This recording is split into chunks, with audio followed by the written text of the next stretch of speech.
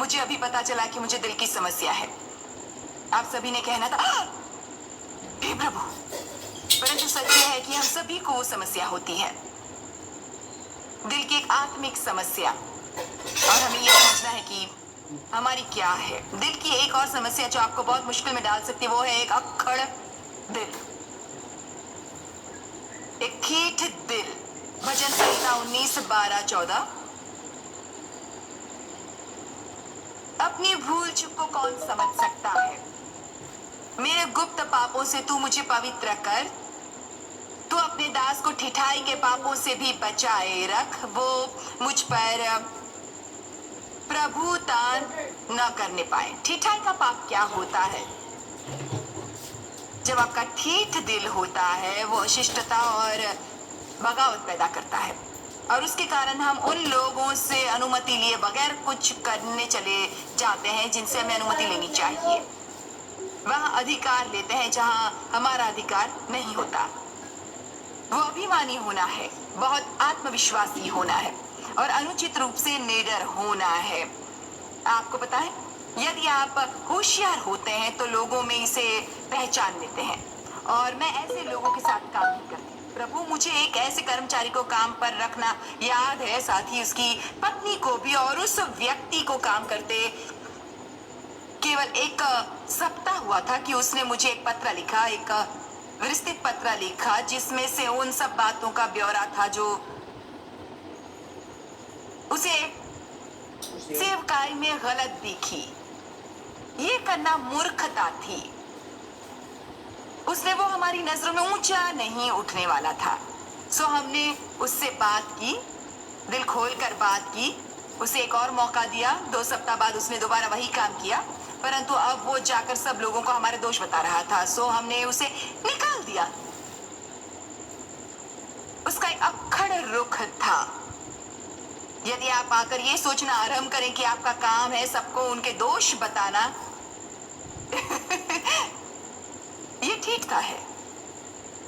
इसका मतलब ये होता है कि हमारा एक अक्खड़ रुख होता है, और हम ये नहीं देखते कि हम क्या कर रहे हैं। कई बार किसी में कोई दोष होता है और इस बात की संभावना होती है कि परमेश्वर आपके द्वारा उन्हें सुधार का वचन बताना चाहते हैं, परंतु मैं सचमुच बहुत सावधानी बरतूंगी और बहुत समय तक प्रार्थना करूंगी ऐसा करने से पहले। आमीन। आप जानते होंगे कि दुनिया में बगावत की बहुत बड़ी समस्या है। कितने ये जानते हैं?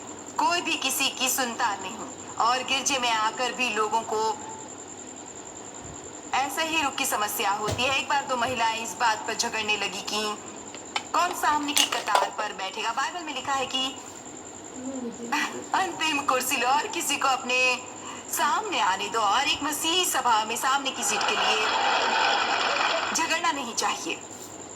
एक बार 2 महिलाएं इसके लिए लड़ रही थी कि कौन प्रेम चाल की आखिरी एल्बम खरीदेगी। मैं बिल्कुल सच कह रही हूँ।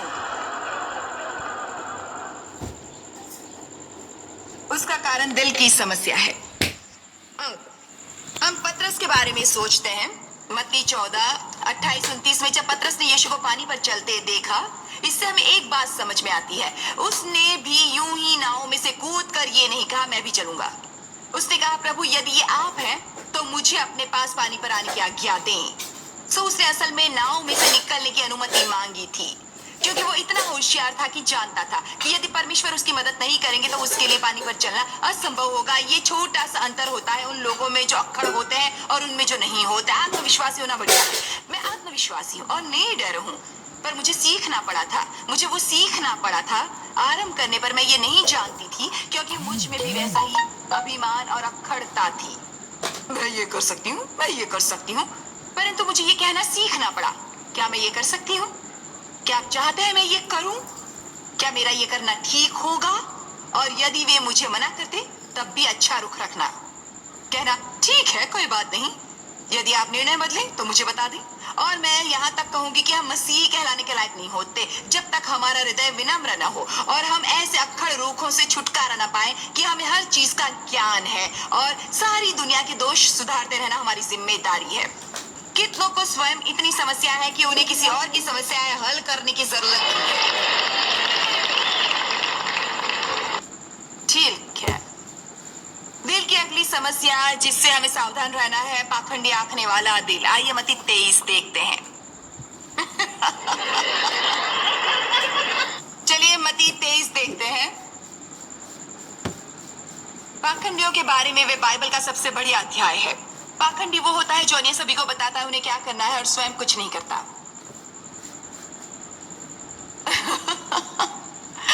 उन्हें पता होता है बाकी सबको क्या करना चाहिए, पर वे स्वयं कुछ नहीं करते। मैं एक पाखंडी होंगी यदि मैं आपके सामने इन संदेशों का प्रचार करूंगी पर उन पर अमल नहीं करूंगी।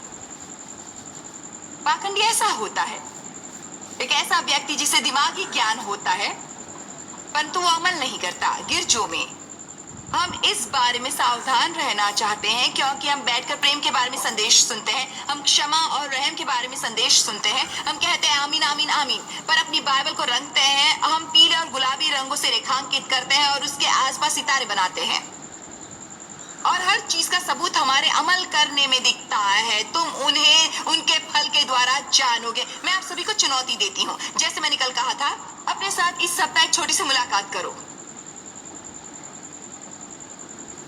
और बैठकर अपने से पूछो,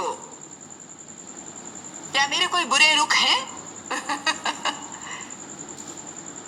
अब उफ, ये कैसा रहेगा?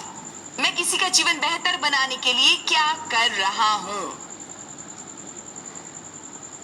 मैं सच कह रही हूं, यदि आप अपने साथ गंभीर बनेंगे और अपने से कुछ असली सवाल पूछेंगे,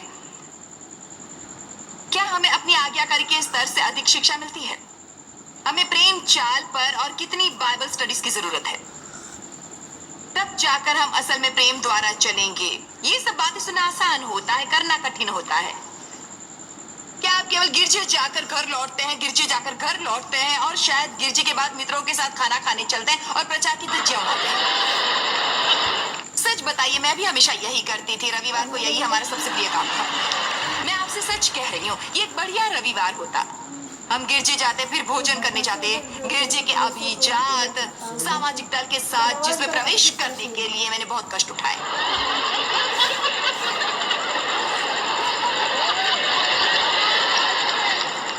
और मैं बताना चाहूंगी कि जब परमेश्वर ने मुझे प्रचार करने के लिए बुलाया, उसी दल ने मेरा विरोध करने में पहल की थी। अच्छा होगा यदि आप परमेश्वर को अपने मित्र चुनने देंगे, किसी ऐसे से मित्रता करने की कोशिश छोड़ दें जिसे आप महत्वपूर्ण समझते हैं। ये बिल्कुल सच है कि हम खाना खाते और उसके बारे में निरर्थक बातें करते जो वहां न होता, जो वहां होता उसके कपड़ों के बारे में प्रचारक ने जो किया होता और प्रचारक ने जो न किया होता। घर लौटते, अगले सप्ताह फिर गिरजे जाते। पाखंडी ऐसे होते हैं।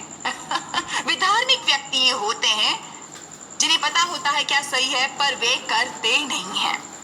हमें अपने से पूछना चाहिए क्या हम कर रहे हैं। मेरी बात याद रखें, आपके मित्र शायद जानते न हो कि आप गुप्त में क्या करते हैं, परंतु परमेश्वर जानते हैं।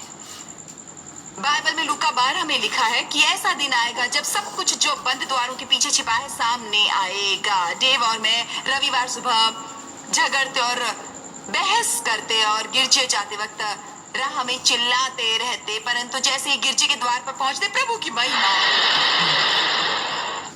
परमेश्वर की महिमा हो, हालेलुया हालेलुया, सामने की कतार में जाते, हम स्तुति का बलिदान लाए हैं प्रभु के घर में। और मैं सोचती, यदि ये सोचता है कि मैं घर जाकर इनके लिए खाना बनाऊंगी तो ये इनकी गलतफहमी है, मैं ऐसा नहीं करूंगी। जी हाँ, यही करती थी मैं। जी हम स्तुति का मैं समर्पण करती हूँ, सब समर्पण करती हूँ। गाड़ी में घर लौटते समय सारा रास्ता झगड़ते, उसके बाद में बाकी का सारा दिन अपने पर रहम करते गुजारती क्योंकि देव फुटबॉल देखते और मैं ऐसा नहीं चाहती थी।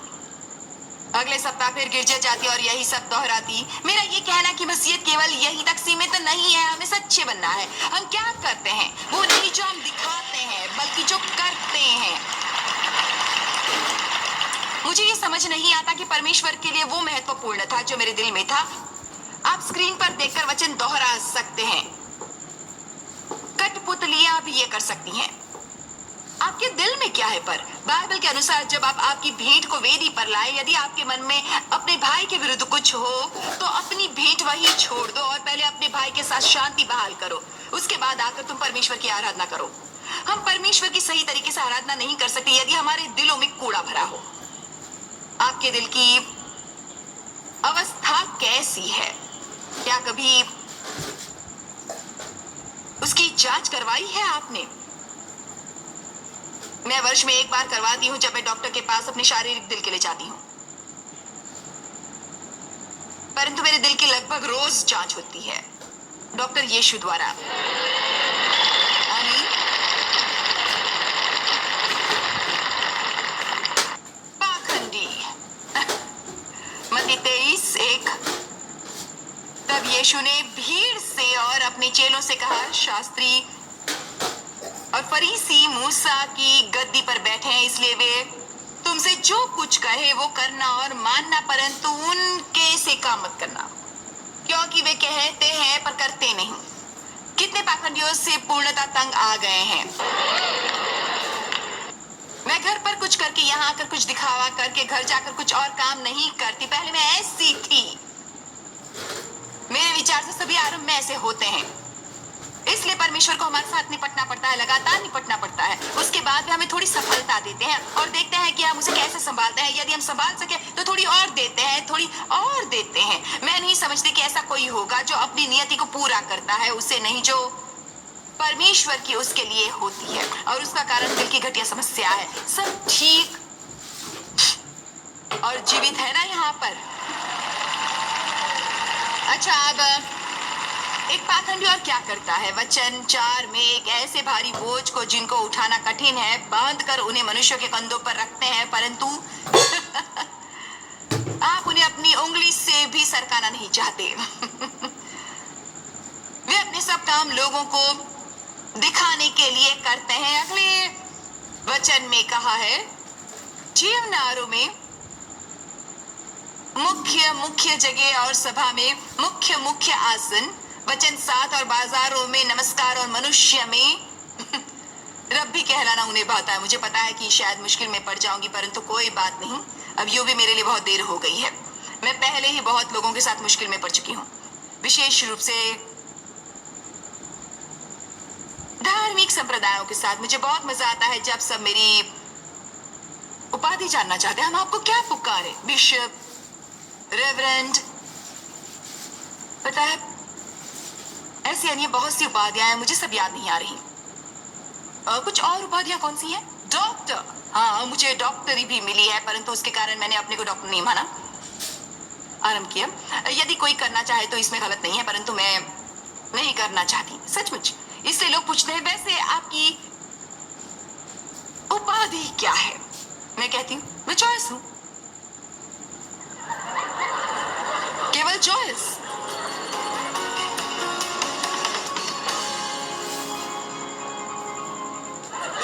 पता है, कई बार जब हम पिछड़े देशों में जाते हैं, वे इस बात को बहुत अहमियत देते हैं और हमें समझना पड़ता है कि हम किस सभ्यता में हैं और वहाँ लोगों को जिस बात से आराम महसूस हो, मुझे वो करना मंजूर है। मैं ये कहने की कोशिश कर रही हूँ कि हमारे पास गलत कारणों के लिए उपाधि नहीं होनी चाहिए। जहाँ तक मुझे पता है, मैंने कभी डार्लिन को अपने को डार्लिन के अलावा कुछ कहते नहीं सुना। वो इसलिए डॉक्टर डार्लिन नहीं है क्योंकि वो सारी दुनिया में प्रख्यात है। क्या हमें एक दूसरे को डार्लिन, डॉक्टर या डॉक्टर जॉयस कहना चाहिए? मेरा बेटा फोन पर मुझे चिढ़ाता है। शुभ प्रभात रेवलेंट। हम सब चाहते हैं दफ्तर के द्वार पर हमारा नाम हो। हम सबको ये अच्छा लगता है। मुझे हंसी आती है जब हम किसी को काम पर रखें और वो काम आरंभ करने से पहले जानना चाहे मेरी क्या पदवी है, और जिस पर उन्हें कोई मेज मिलती है, क्या मुझे नाम की तख्ती मिलेगी? देखिए, ये सब असुरक्षित होने के चिन्ह हैं और इस बात की हमें कोई जरूरत नहीं है जो हमें और दूसरों को बताए कि हम महत्वपूर्ण हैं। परंतु जब हम अपने को मसीह में जानते हैं तो इन सब की चिंता उनके हवाले करते हैं। हम उन्हें इससे निपटने देते हैं। मैं नहीं समझती कि किसी सभा में अच्छी सीट चाहने में कुछ बुराई होती है। मैं अच्छी सीट चाहूंगी, परंतु मैं उसके लिए झगड़ूंगी नहीं, आमीन। परंतु ये पाखंडी फरीसी लोग ये सब बाहरी धार्मिक कार्य करते हैं और वे असल में कुछ नहीं करते लोगों की मदद के लिए। और हमें धार्मिक संप्रदायों से अधिक समस्याएं होती हैं। अविश्वासियों के मुकाबले हमारी पिछली सभा में एक धार्मिक दल बाहर खड़ा था, हाथों में कुछ तख्तियां लिए। जब मैं आई, जॉयस मायर लोगों को नर्क भेज रही हैं। मैं बहुत हंसी। मैंने सोचा तुम सचमुच दयनीय हो। और वे लोगों से बात करके उन्हें रोकने की कोशिश कर रहे थे। उनके अगले दिन मुझे वो कहीं दिखाई नहीं दिए, परंतु मुझे एक प्यारा दृश्य दिखा। मुझे पता चला कि अगले दिन बाहर कुछ बच्चे थे 8, 10, 12 वर्ष के इन तख्तियों के साथ। जॉयस मायर एक सच्ची महिला हैं, इनकी हर बात माननी चाहिए।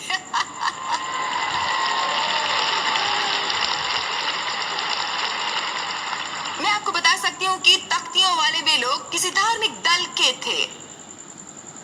उन्हें केवल पसंद नहीं थी महिला प्रचारक या वे कुछ बातें जिन पर मुझे विश्वास है, इसलिए उनका एक अभिमानी खड़ पाखंडी और ठिठाई भरा रुख था। मैं आपको कुछ बताऊं, परमेश्वर की नजरों में ये घटिया होता है। परमेश्वर को ऐसे रुख से बहुत घृणा होती है। मेरी बात याद रखिए, आपका सिद्धांत ही केवल एकमात्र सही सिद्धांत नहीं है और ना ही मेरा। मैं नहीं सोचती कि हम में से कोई भी 100% सही है। हम जिस अवस्था में हैं उसके अनुसार जितना संभव है उत्तम कर रहे हैं। यदि हम चाहते हैं कि हम में शक्ति हो तो हमें एक दूसरे के साथ मित्रता पूर्वक रहना सीखना होगा। हमें मिलकर रहना होगा और ऐसी बातें ढूंढनी होंगी जिन पर सहमत हो, असहमत नहीं। अच्छा, पता है, यदि आप सोचते हैं कि आज मैं कठोर बन रही हूँ, आपको मत्ती 23 में होना चाहिए, जहां यीशु ने पाखंडियों को खूब खरी खोटी सुनाई।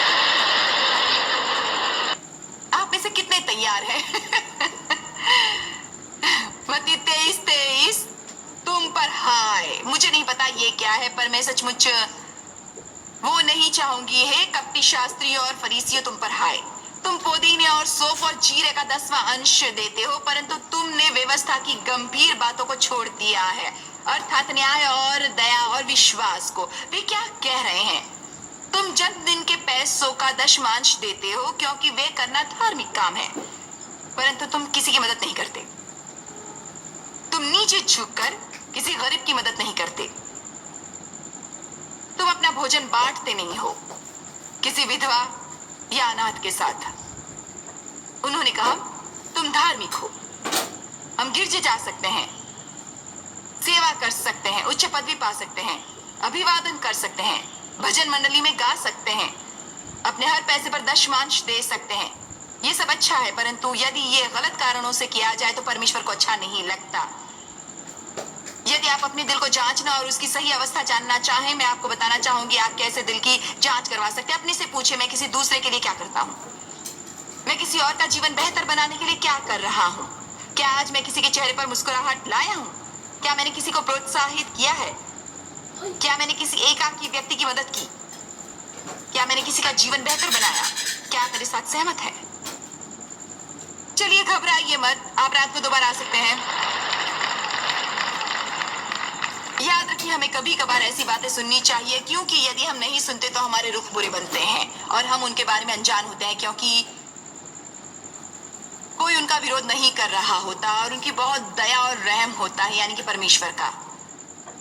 और अन्य भी बहुत प्रशंसनीय चीजें होती हैं। उनकी हमारे जीवन के लिए अच्छी योजना होती है और वे चाहते हैं कि आपका एक दर्शन हो, वे चाहते हैं कि आप सफल हो।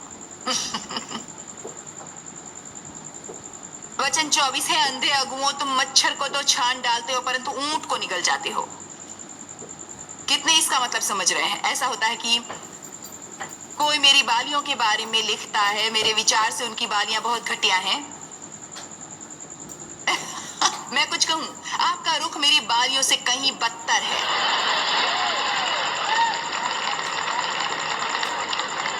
आमीन।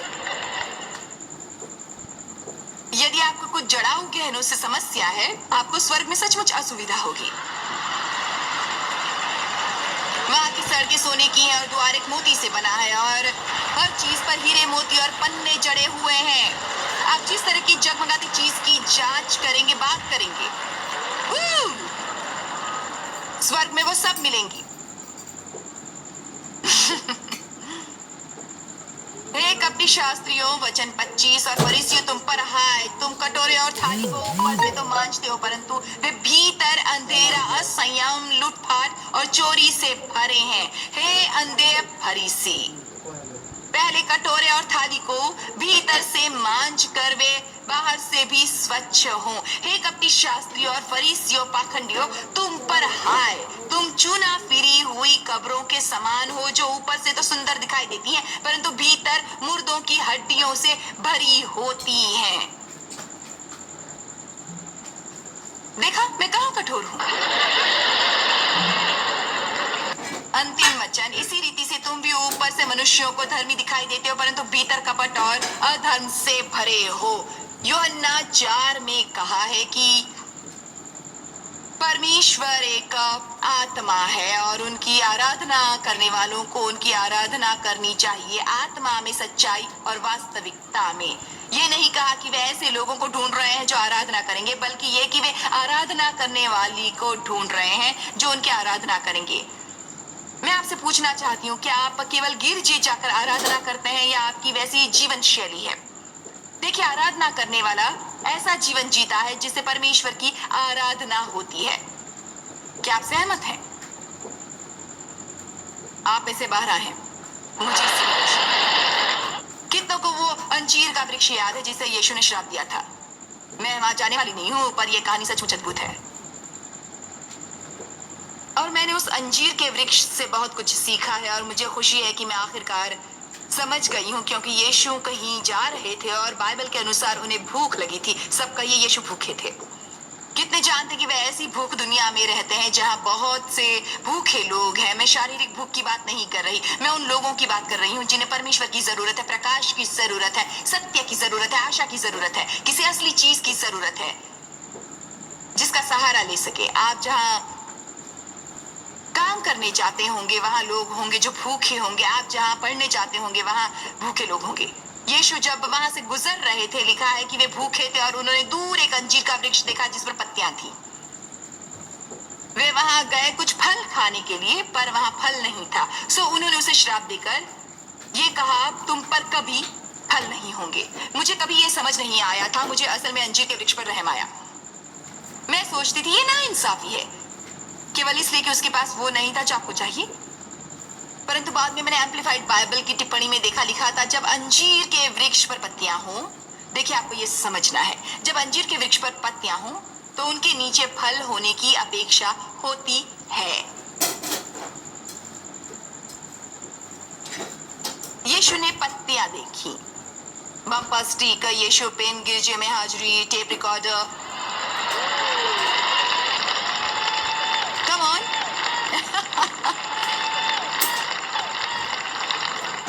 यीशु ने पत्तियां देखी, वे भूखे थे, वे कुछ फल लेने गए और देखा कि वो बनावटी था। वो अंजीर का वृक्ष एक पाखंडी था, वो उसका ढोंग कर रहा था जो उसके पास नहीं था। और सच कहूं, मैं ऐसे मसीहों से तंग आ गई हूं जिनकी पत्तियां होती हैं पर फल नहीं होते। नीति वचन 4:23 में कहा है, सबसे अधिक अपने मन की रक्षा कर, क्योंकि जीवन का मूल स्रोत वही है। सो मेरी जिम्मेदारी है अपने दिल की रक्षा करना और आपकी जिम्मेदारी है अपने दिल की रक्षा करना। कोई दूसरा आपके लिए वो नहीं कर सकता यदि हम उसकी रक्षा नहीं करते। फिर हमें दिल की ऐसी समस्याएं होने लगती हैं जो अच्छी नहीं होती। परंतु खुशी की बात यह है कि चाहे आपके दिल की आत्मिक अवस्था इस वक्त कैसी भी क्यों न हो, उसे परमेश्वर के वचन द्वारा बदला जा सकता है। हम ऐसा दिल चाहते हैं जो परमेश्वर को भाता हो और जो उनके दिल जैसा हो, और हम ऐसा कर सकते हैं वचन का अध्ययन करके, ये बातें पहचान कर जो गलत हैं और परमेश्वर से उन्हें बदलने के लिए कहकर। मुझे विश्वास है कि आप वो करने में अभिलाषी हैं। सो आप अपने दिल की रक्षा के बारे में सोचिए। परमेश्वर ने आपको एक जिम्मेदारी दी है, वे उसे पूरा करने में आपकी मदद करेंगे, परंतु वे आपके लिए वे करेंगे नहीं। आप देखते रहिए, जानकारी प्राप्त करके इसी वक्त अपना ऑर्डर दीजिए ताकि आप अपने दिल की रक्षा करें।